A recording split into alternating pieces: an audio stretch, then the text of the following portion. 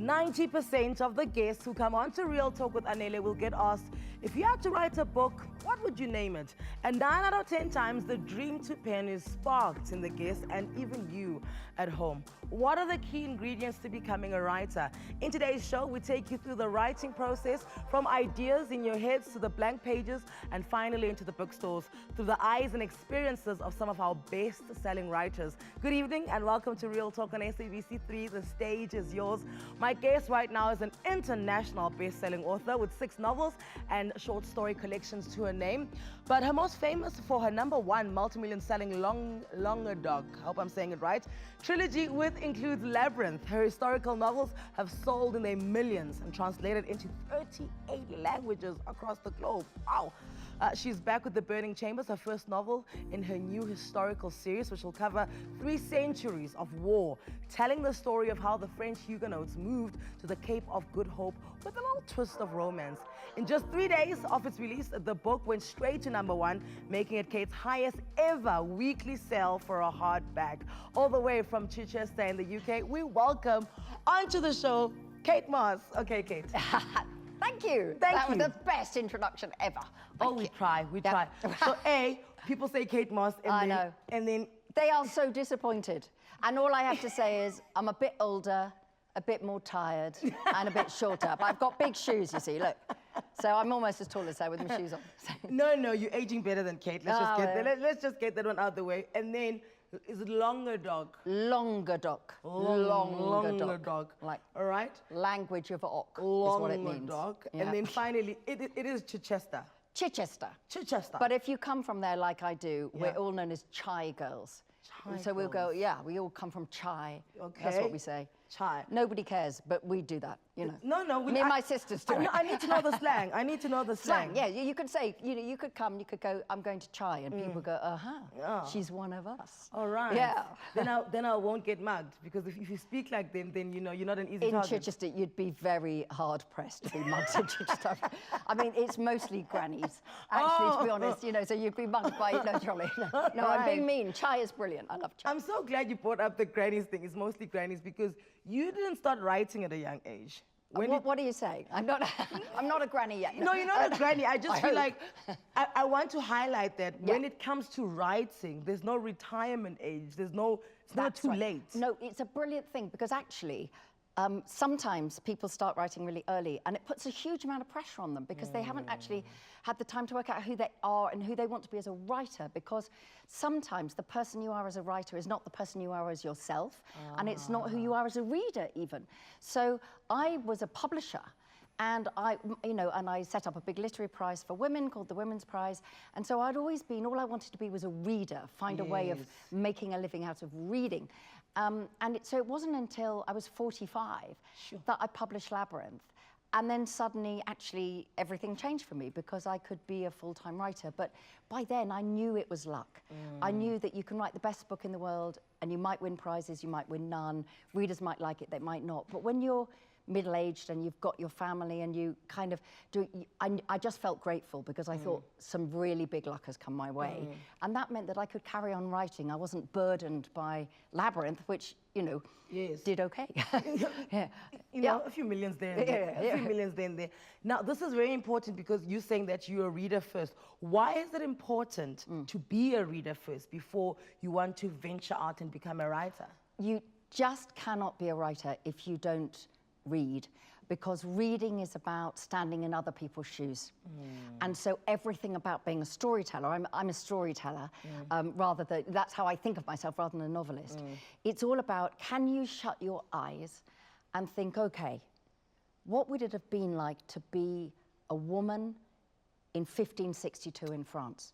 Now, if you haven't read, you haven't seen other people, brilliant writers, in whose footsteps we walk, do that thing. So, because obviously we can only be ourselves as writers, but everything about your imagination is trying to take the reader into somebody else's shoes. So it all starts with reading, and you put one book aside because it's not for you, and that's okay. But find another one. Find another one. Yeah, exactly. Because not every book, it's like, you know, it's like children. You don't like all the children in the world, but you like your own children. Yeah, but so in general, children's are great, but like you can just focus on it. You can't be specific. Exactly, and books are just exactly the same as that. And I think often when young people are moving away from reading, it's because they're being told that, one, it's good for them, rather than, guess what, it's about entertainment, it's about reading for fun. Secondly, it's the idea that you should like this book and you shouldn't like that book. There's a terrible snobbery. Well, what about just, if it's a story that takes you to another place and makes your heart sing, that's enough. That's what books are supposed to do. And, you know, just read, and then you'll find you'll want to write your own story. I like that. So let's talk about the 4 years of research that you did for this guy. And I can tell. I can tell that there's look how thick this is. It's bigger than my shoes. Okay, all right, 4 years of research. This one is called The Burning Chambers. Yeah. So day one of research, what are you looking for? Because I understand, you know, it's the French people moving to the Cape of Good Hope. Yeah. What are you looking for to make sure that you're telling an authentic story? Well, for me, all of my stories come out of place. So it's the idea that the landscape itself is almost like a character. And when I'm in somewhere that speaks to me, I suppose, and I feel, yeah, I could write a story here, it's because I feel I can kind of hear those voices from the past in my mind. So Burning Chambers is, you know, the whole series, there'll be 4 novels in all. It's 300 years of history. It's a Romeo and Juliet story set against the backdrop of the wars of religion in France. And it goes 1562 to 1862. But the prologue in this book, the very first pages a reader would read, are set in Franschhoek in 1862. And that is because when I went to that festival, the Franschhoek Book Festival, a few years ago, I was going into the town and I saw a sign at the side of the road that said that dreaded word. It said Languedoc. And I thought, what is this? And it was spelled with a Q, not a G, but I thought this was weird. Go into the main street, I see that all the restaurants have got French names. And I think, this is really strange. What's the tie? What's the connection? Yeah, what's the connection? And then I see the main street as Huguenot Street. And at this point, I think I better ask somebody. So I'm like, let me out the car, I need to speak to somebody. And this woman said to me, don't you know that Franschhoek means the French corner? And I went, I did not know. And so for me, it's not that I decide to write a story and then I go research it. I got to Franschhoek, and I discovered that by great fortune, I was in a place where there was a link with my part of France, the part of France I write about. And I kept thinking, don't do this, Kate. You know nothing about South Africa. You know nothing about this period of history. But it was like a tapping on my shoulder. And so then I started to research and discovered that a few of the French Huguenots had essentially been sent from Amsterdam to start growing vines, to see if they could make wine, because the land of southwest of France, the land of the Cape are really similar. And then I started to think, okay, it's a diaspora story. What if you were sent by war from your home? You're displaced, you have no choice, you carry your home with you in your heart. There are life stories there. There are broken homes, there are severed ties, there are love stories that didn't come into fruition, and then you decided you're going to put it in a book. Exactly. And then my lead character, Minu, really, she comes to me and she goes, well, you know, I think I'm the girl you need. I think I can help you tell this story. And my favorite character is the older aunt, because I love writing old women who everybody overlooks, they don't take them seriously, but we all know that families are kept together by the women. By the wisdom, by the experience. Yeah, exactly. And so she was like, you think I'm a supporting character, but no. I am one of your leads. And I said, oh, well, hello, Aunt Pousset. And that's how it works for me. It's the place, the sense of being able to tell a story, then just letting the characters come and start to tell the story for me. Kate, we are sold. Thank you for your time. Excellent. Where do we vote? Where do we vote? Where do we vote? We're voting for this guy. The Burning Chambers is a Romeo and Juliet story of forbidden love during the French wars of religion. Happily for us in South Africa, part of the series plays out right here. In fact, the entire story was inspired by her visit to the Huguenot Museum whilst at the Franschhoek Literary Festival several years ago. The book is launched tomorrow in Hyde Park, Johannesburg. You can catch Kat Mosse at the weekend at the Franschhoek Literary Festival will do that as well. There are talks of adapting The Burning Chambers into a film. After the break, we'll talk to a lady whose book was adapted into a film. She brought the characters Nandi, Zaza, and Princess to life on pages, but they ended up on our screens and we loved it. Nozizwe Cynthia Jele is on the other side. Don't go anywhere.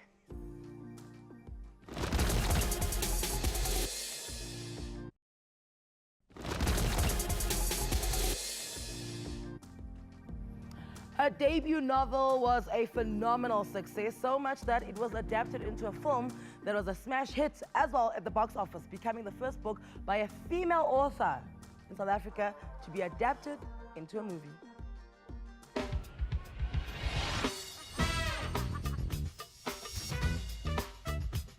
Cheers. Friends. If only love was what it was in the movies, huh? You mean fake? I mean, everybody wants happy endings. I'm flying out now. You just got here and you're leaving again. Call you when I land. I know it's soon, but Oh, you know what? I have a meeting in like 10 minutes. You have to go. So I'm a partner. Welcome to the big boys. Happiness is a 4-letter word, won the best first book category in the Commonwealth Writers' Prize in 2011 and the 2011 Mnet Literary Award in the film category. 8 years later, Nozizwe Jele has just released a new novel, which is a big break from her chick lit book called The Ones with Purpose. It's a story of loss, grief, and how families in Black communities deal with cancer. We welcome onto the show the force that is Nozizwe Cynthia Jele. Thank you for your time. Thank you so much for having me. So when I was reading up about today's episode, because we don't want to talk much about the book and the inspiration, but just the business behind it. Yep. A lot of what I read, what was in repetition was that nonfiction does not sell in South Africa. Yes. Right? Yes. And that's your corner. That's what you do. That's what we do. Well, no, Yeah. fiction. Sorry, Fiction doesn't sell. Fiction, Non-fiction is does sell. Yeah. So when you writing your stories, are you not nervous that your books are not going to sell? No, not at all. I mean, the thing is, you have to tell your story in whichever way that you need to tell your story, and fiction comes naturally to me as opposed to nonfiction. I mean, I hardly write nonfiction. I think life is nonfiction enough. Thank you for that. Yeah. But I find that with fiction you can play around with the story. I mean, as Kate was saying, you can imagine, you can be creative. Yes, there is creative nonfiction, but I think fiction just offers you that much room. I mean, I haven't experienced cancer myself. I don't know what goes on, but I can read up on it. I can do my research, and then I can interview people, which is what I did for the book. And then you create a whole world that just based on your imagination, and also because you just have a message and a story to tell, and fiction allows that. But we are changing this thing that that fiction is not selling. Yeah. We are here on a mission. We were sitting the other day with some friends, writer friends, and book readers, and we're saying, like, I mean, how can we not, like, what's stopping us from selling 100,000 books each? And also, if you're saying that, it means you are resolute with that and you don't want to change it. What? Right? If you're that saying to say that fiction doesn't sell, then you fold your arms. No, that narrative needs to change, Yeah, and we have to change. And I think it's also up to us as writers, and this is why we become so accessible to our readers, because we understand the job, the national building that we are doing. We're providing a national service, really. So we are building a reader base. And you can actually see the change from, say, 10 years ago to now, just the number of people that are reading. So, and that's another thing I was reading up about you guys and your jobs and the highs and lows, is that if you're not well known, then you'll also struggle to not only get a publisher, but okay, then the publisher says, yes, I agree with the book, let's publish it. But for it to sell and get the PR afterwards, that's also a bit of an uphill battle. Yeah, so you have to sell your work. And I mean, it's true for books, it's also true for the movies, right? You know, you can make a brilliant movie. So you stressed yourself twice. So but I learned from happiness. Like, listen, I've got, you know, like, if people are interested in knowing how to market things, you know, they must talk to the producer of happiness, because you have to sell your work. Your work doesn't sell itself. Yes, it's great. It's a great product, but unless you are out there, and your work is not finished. Your work doesn't finish with like the end. You know, at the end of that book, there is another phase, part 2, and I think we as writers are now we're used to it. You know that now you have to do tours. You have to do book launches. If a book club invites you, you just have to go. I mean, it's not a burden. It's great if people are engaging with your work. And it's fun to see what your words sparked in people. And what questions. And it's different things, right? Yeah. And it's different thing. And somebody will come with something, and you're like, oh, okay, I didn't actually mean that, but that also works. Yeah. So with Happiness is a 4-letter word. You wrote it, and then they bought the rights from you, and then it became a movie. Were you involved in the movie prior to you seeing it on the big screen? Yeah. So I was very fortunate because I was consulted early on when a good friend of mine, Ubongwe Selane, decided those many years ago that she was interested in developing the script and turning it into a film. So I was very involved, and I remember the first workshops that we had, and they told me that, okay, 4 characters is a lot, and they have to take away 1 character. And it's so you have to kill someone. And it's like, who are you killing? Exactly. And you kind of like knit there up, and Bong is like, it's gonna be fine, it's gonna be fine, we know what we're doing. So one of the characters didn't make it. But I was involved in the journey of the script, and I was very fortunate because Busisi Ntintilu, who translated or adapted the script, she kept it close to the book. You know, she didn't try to bring in things that your work. It was. Yeah, it's obviously a third of the book, but it you know, like when you read the book, when you see the movie and you say Happiness, I mean, Happiness is a brand, so everybody just, you just know Happiness. All right, you're gonna come back later on in the final segment, because now we wanna talk about the business of actually changing the book into a movie. Who owns the rights? Is it still yours? How much money, you know? We saw the records being broken and we're thinking, ooh, our girl Nossis was getting paid, honey. The Ones with Purpose is a family story on coping with grief after losing a family member and moving on. It's available at all major bookstores. It is Nosizo's latest work that you need to get your hands on. Nosizo will be back later on when we have a panel conversation on the business of writing. After the break, crime writer and journalist Mandy Weiner is here.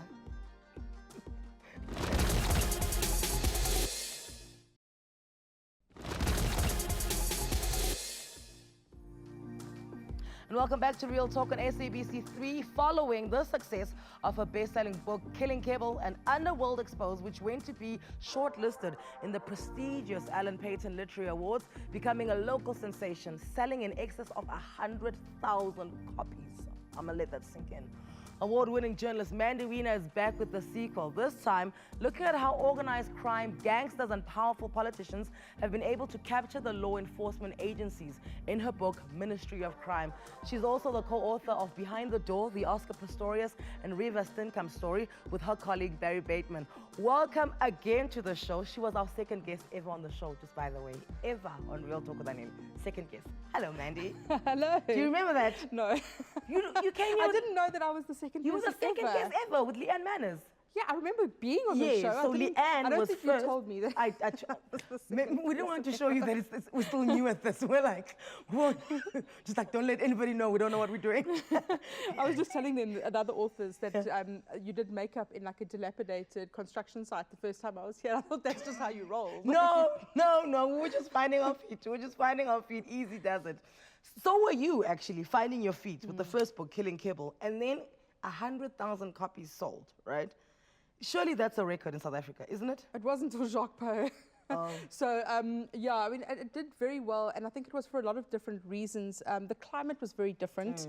There weren't as many non-fiction books at the time, and it was very contemporaneous. It came out at the right time in terms of current affairs. And then, you know, over the past few years, we've really seen a lot of journalists writing books, and those books doing very well in terms of non-fiction. As you say, in this country, there is certainly a belief that non-fiction non-fiction does better than fiction. Yeah. And I think that to a degree might be shifting. Yeah.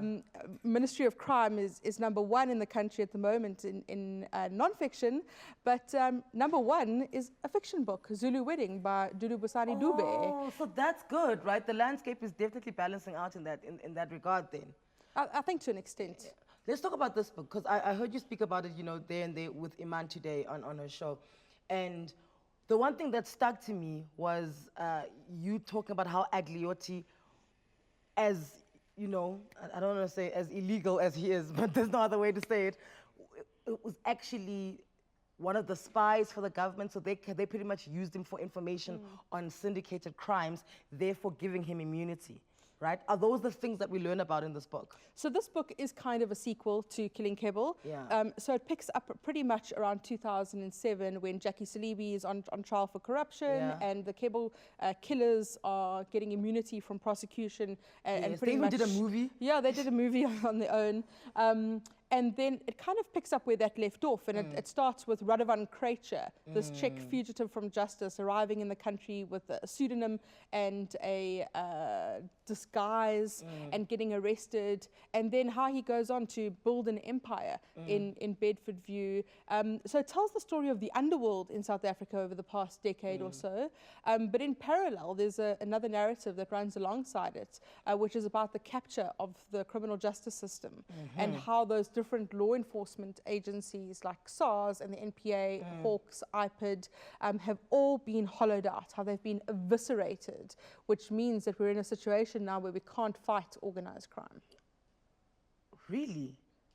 To a large extent, we've seen a lot of the capacity of the state being eroded because of an intentional campaign by politicians for factional reasons to weaken our systems. It, to make it easier for them to get away with the heinous acts. Yeah. Another thing that you said was that Radovan Krejcir, right, there are a lot of him.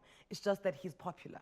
I think he was very good at creating that persona. Yeah. So there was the mansion on the hill in Kloof Road in Bedford View. There were the fancy luxury cars, the interviews on Carte Blanche with the aquarium behind him. So he did a great job of PR, of creating this myth around him, which meant that as a result of that, he was associated with lots of underworld crimes, whether legitimately or not. But in the interviews that I did with security experts and criminal justice experts, many of them said to me that he was actually viewed as kind of like a mid-level crime boss. So there's bigger, better, who just have lower profiles. And the people of Bedford View, how do they feel about you, man? Not so happy about the fact that I've kind of looked at this reputation that I call it Deadford View sometimes. It's like the backdrop of the most syndicated underworld crime in the country is Bedford View. But it's interesting because there was actually an academic study that was done on Bedford View and about why it's got this reputation. For example, when the Guptas came to South Africa, they first set up shop in Bedford View. That was where their first business was. And a lot of people don't know that. But there are a number of really good reasons as to why Bedford View is seen as such a popular hotspot. Why? Good restaurants? Well, yeah. So the cafe culture, it's got that European kind of atmosphere about it, which is why lots of Eastern Europeans tend to go there. Geographically, it's close to lots of highways. And the airport? It's close to the airport, it's close to the CBD. Quick escape. It's not too far from Sandton. It's seen as aspirational. So for people who grew up perhaps in Malvern or Primrose, it's seen as kind of the next step up. So there are legitimate reasons as to why it's earned this reputation. But yeah, people of Bedford View tend to get concerned about property prices when I call it Bedford View. Bedford View. And in terms of security, do you not worry that, because even the research that you're doing and you're speaking to the security people and you're going into places to ask the questions, I mean, do you have like an undercover look? Do you dress up as like an Afrikaans man or something? I'm just concerned for you, Mandy. I have a whole disguise. Do you? And a pseudonym and like fake passports and like a safe house. Okay. No, none of that is true. So I just go in as a journalist, and that's my reputation. That's what I do. I try and interview as many of these characters as possible. Yeah. So for this book, I interviewed a lot of police generals who were accused of corruption. I've interviewed Kreitzer, I interviewed Nafiz Modak and Mark Liffman in Cape Town, and there's no threat to me because I give them an opportunity to respond to the accusations and to tell their stories. And not everybody likes that, but at least we get some insight and some understanding of the context and where we locate ourselves. Listen, it sounds like a fascinating read. Congratulations once again. It is no wonder you're at #1. Thank you so much to Mandy Weiner. Her book, Ministry of Crime, is available in a bookstore near you. It'll be usually be in the front with her picture and everything. That's where you'll find it. They won't let you go dig. It'll be right here. easy sell there. Mandy will be back a little bit later on the show once again to speak the business of writing. After the break, we meet the formidable fiction writer, Awana. Come back to us.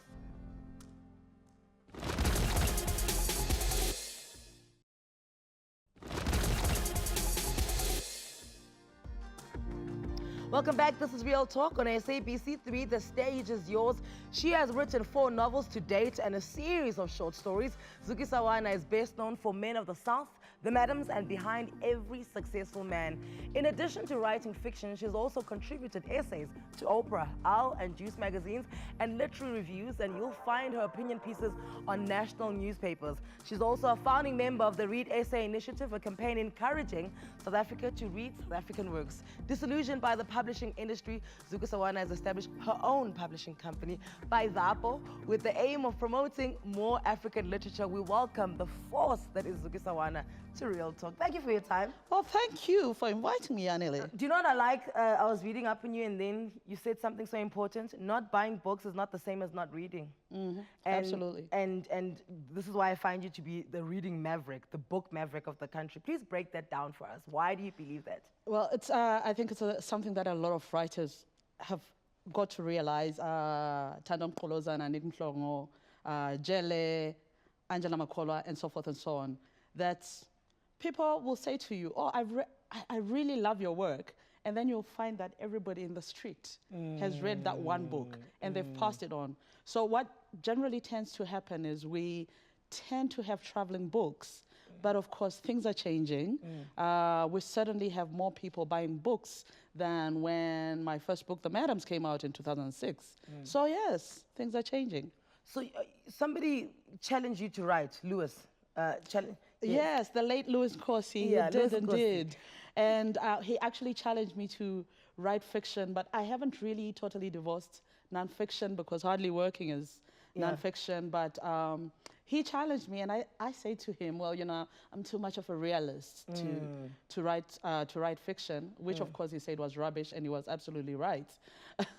But what I've realized is there's a certain freedom that you do get, as Noses was saying earlier, from fiction. That you always have to be careful when you're doing nonfiction. Yeah, because you can't, you know. You can't go crazy. You can't add spice. Somebody can sue you. Yes. And your relatives will be like, hey, that was me.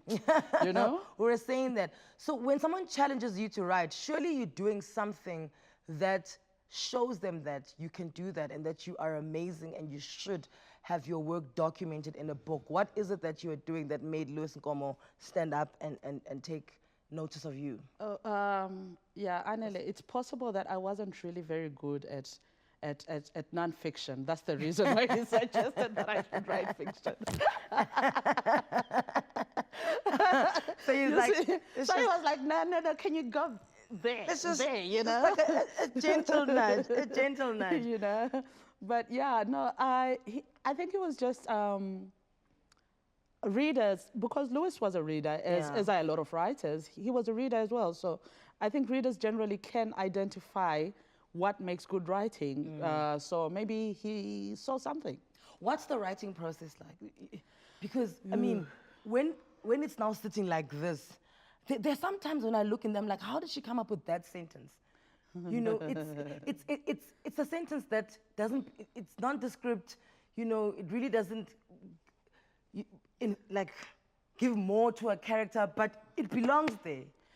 Well, you know, I think with this one, it wasn't that hectic because it was really, I was just taking notes from when I was traveling, you know. Yeah. So it's a travel memoir where I travel with my family from Nairobi to Joburg by public transport. You know, so it wasn't really where I had to get into a space where I'm like, oh, by the way, what am I going to do? Yeah. But I mean, with fiction, what I've realized is that there is a lot of research. My last novel, London, Cape Town, Joburg, I had to like get into space. I had to know what the financial industry was like. And indeed, I remember reading Mandy's Killing Cable and quite a few works of nonfiction to understand how the banking industry and how cleaning money and all that stuff was happening, you know? So there's a lot of research that goes into it, but you also don't want to bore your reader in fiction, so you end up discarding, but it helps you create your characters and say, okay, how old is Anele? Where would she stay? What does she like eating? Where are you and sitting stuff. when you're asking yourself these questions? Do you have like a place? Does it have to be an all-white room by the ocean? You know, does it have to be your mother's room? On a writer's royalties. You joke. No, I mean it's anywhere. Hey, it can be like, you know. I think inspiration for many writers comes from the strangest of places. Sometimes it can even be like you are traveling. You know, you're on public transport. You're on a plane, and then you see somebody doing something awkward, or on a bus, and you think, wow, that would be nice. And also, really, because I tend to listen to a lot of people's conversations. Oh, for dialogue. Yeah, eavesdropping is amazing for dialogue. And you're just like, wow, that is an amazing sentence. So, oh yes, thank you. Which leads me to my next question is, do you sometimes hear a line or come up with a line, or, you know, or a line comes to you and you write it down and you don't know how it's going to be in your book, but you know it's going to be in your book? I actually generally avoid that, and I'll tell you why. No, because sometimes some lines are really great, or some phrases or whatever, even some mini subplots, but it'll turn out that it doesn't actually work with the work, so you have to kill the darlings, as they say, you know? Kill your darlings. Yeah. Kill your darlings. And then what do? Do you take it and you store it and you say, one day, I'll make a book out of you? No, I sometimes do that. Yeah. Like, I sometimes do that. So I've got all these things on my laptop that are one day going to be books, but I suspect they will not be books. And somebody will look at it and they'll say, you know, and I understand, like, our government is trying now to, like, own our estate after we die, so my child won't even be able to claim it. Well, they might, So if it's unpublished. just give it to them before you die. Exactly, that's what I'm saying. Yeah. I'll be like, you can put your name on it. Take it now, take it now. Zukusa's not going anywhere. Thank you to her for always reminding us, that Africans have a story to tell, and that you do not need to have that UK or American deal to be a best-selling writer here in South Africa.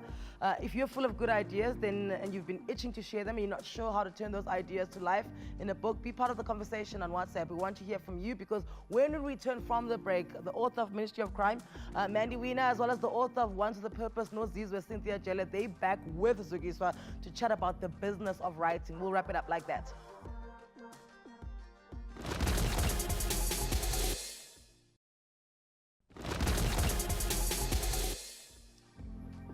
Can you earn a living from writing? Should you pay to get published? And once that manuscript has been accepted, who holds the rights to your work? How can you negotiate a good book deal that works in your favor? They're just laughing at everything I'm saying. They just like, survive on writing. If you just tuned in, my guests are journalist and author Zuki Awana, author of The Ones with a Purpose, No Zizwe, Cynthia Jele, as well as Ministry of Crime writer Mandy Weiner, and they're here to share the ins and the outs of the world of publishing through their experiences. Okay, so can you survive on just writing alone as an author in South Africa, Mandy? So I'm probably the wrong person to ask about this, because I'm not a good example of what a lot of... You're an anomaly. Yeah, I'm a bit of an anomaly by my own admission. The answer to your question is a no. Yeah. I don't believe that you can survive just on writing. Unfortunately, in this country, it's rare for books to sell extraordinarily well. Yeah. And people always think that you make a fortune out of selling a book, whereas most authors will get 12%, right? 12 to 15% Of the royalties. on a good deal. royalties, Of the royalties. So Even because I know, I was also reading that textbooks, if you do school textbooks and you do well and it gets then into the syllabus, that means that's a few million copies. Come on, guys. Can't you get rich of that? it's all relative. Well, except also we don't write text. I think a lot of us don't write textbooks. Oh, okay. Yeah, But that option is I open. think if your work is read in schools, Yes. then maybe that year, maybe so that if year your you can book becomes a say, set literature, read English or in the syllabus, that means they must all But get there are it. a number of other textbooks Other that are written that aren't selected. So often you have people who do all the work, but they won't necessarily. It's a bit of a lottery, and of course it can be very difficult to get published. So without an advance, without an established name, you might find yourself writing a book, but it not necessarily seeing the light of day.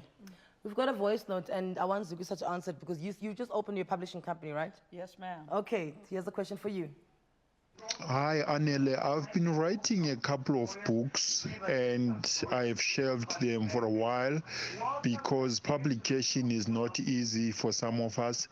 Would you please ask some of your panelists if there is anyone who does publishing for people like us who cannot do it for themselves? Thank you very much. Okay. Right. Thank you very much, Buddy. I think one of the things that that often I find when I have conversations, and this is not the first time that I hear this question, I heard it over the weekend as well when I was doing some events, is that people are actually not doing enough research on the industry. So one of the things when the madams came out, because before people became established writers, they were not established writers. They were nobody. So one of the things that often happens is, there's Publishing Association of Southern Africa. There's a website, you Google. You go on Google, PASA, and then you will see all the publishing houses and what it is they require for you to submit. There's often a lot of like open calls for books. I know Jacana does the EU Literary Prize. I know Penn Macmillan does something.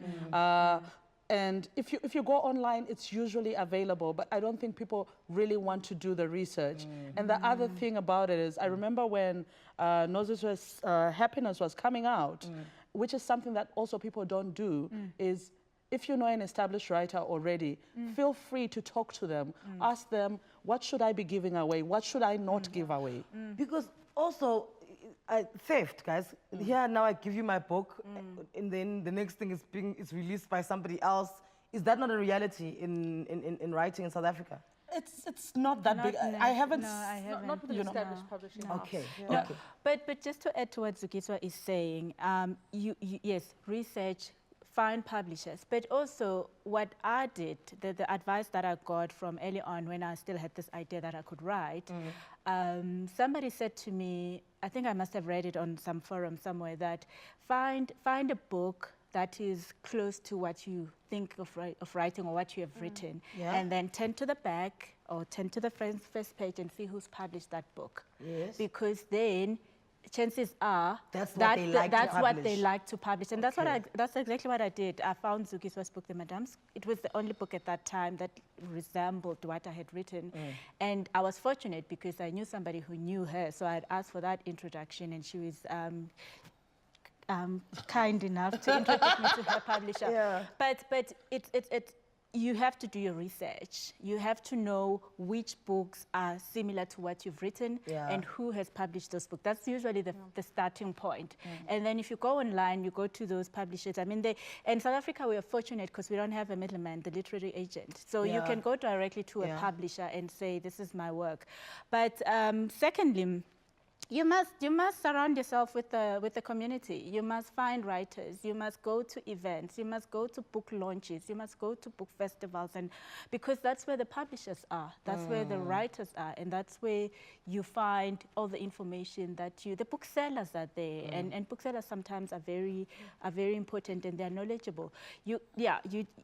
writing is one thing, but if you're not, I mean, I think this is true for any industry. Yes, you have true. to know the players in the industry. You have to know all the events, and you have to try to be part of it.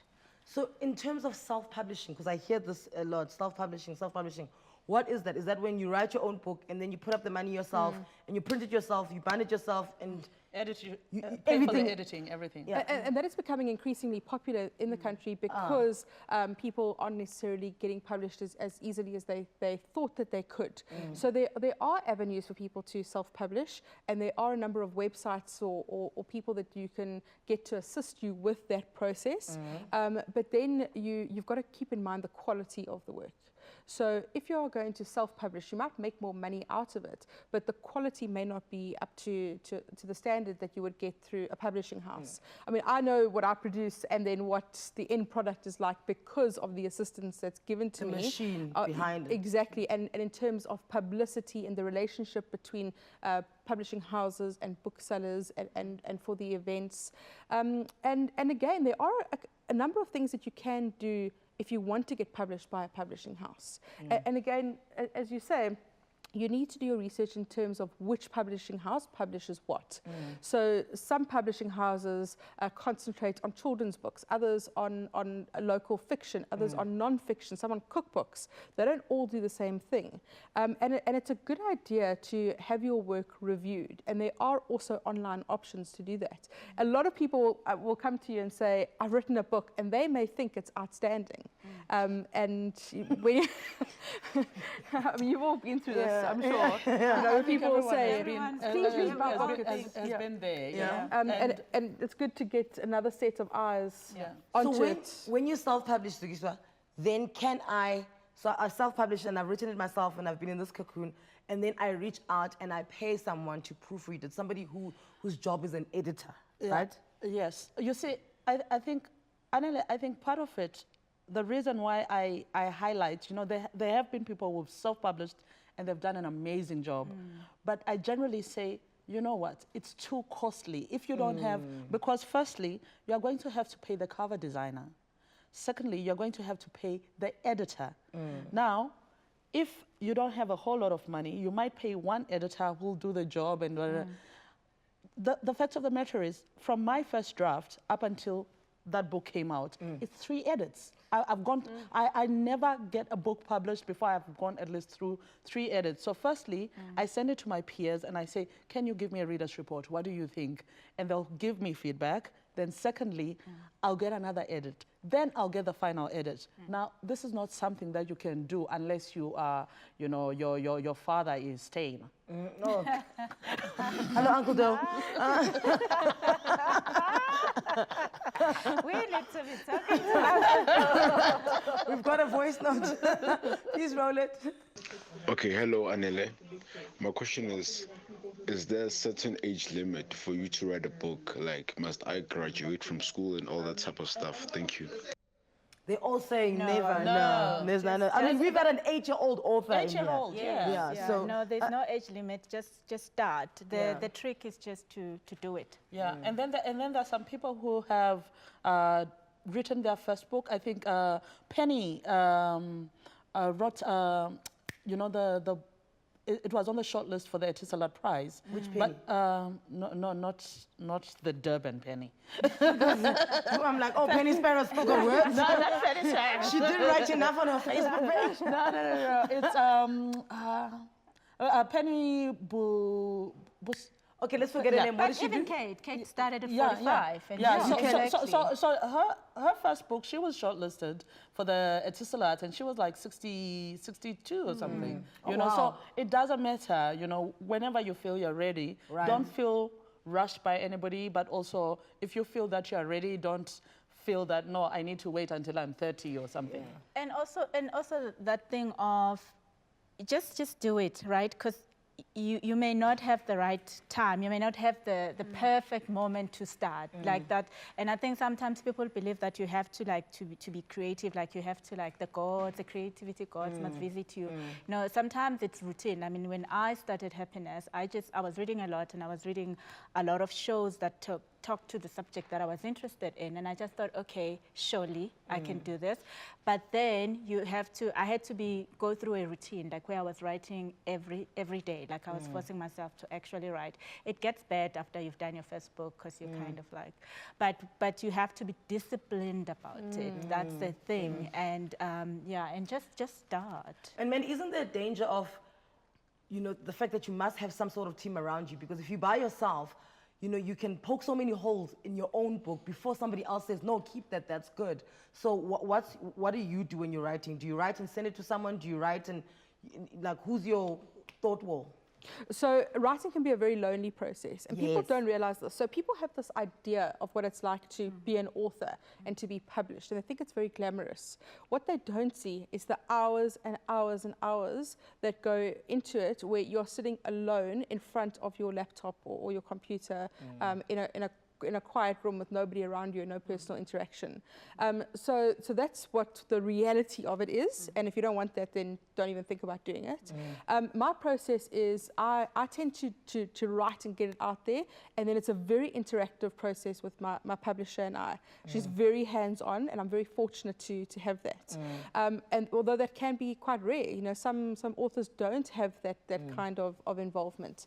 But it's a very taxing process, and a lot of yourself goes into it. So some people might just give it up a quarter of the way into it because they just don't have the capacity. And my advice to people is to just write. This concept of writer's block is an excuse I always tell people, because it's your own prevention of hitting that deadline. You've got to just write through it. And my other piece of advice is, we're out of time. Never delete anything. Never delete anything. And if you get rejected, keep trying. Okay, never did anything. If you get rejected, keep trying. I think that the amount of wisdom you got on the show today, really, we should be charging you. Thank you so much to all my guests for coming on to the show. Kate Mosse earlier on, Nozizwe Jele, Mandy Weiner, as well as Awana. Hope you learned a thing or two about the world of writing. And also, after an incredible Mother's Day weekend, our competition winners who were announced on social media can still celebrate with their mothers this month of May, thanks to the Awana Spa. Tomorrow, we're in conversation with presenter, model, businessman, eye candy, Maps Maponyana. You've been asking for him. He's finally coming. For myself and the rest of the team, have yourself a beautiful evening. Isidingo's up next. Bye.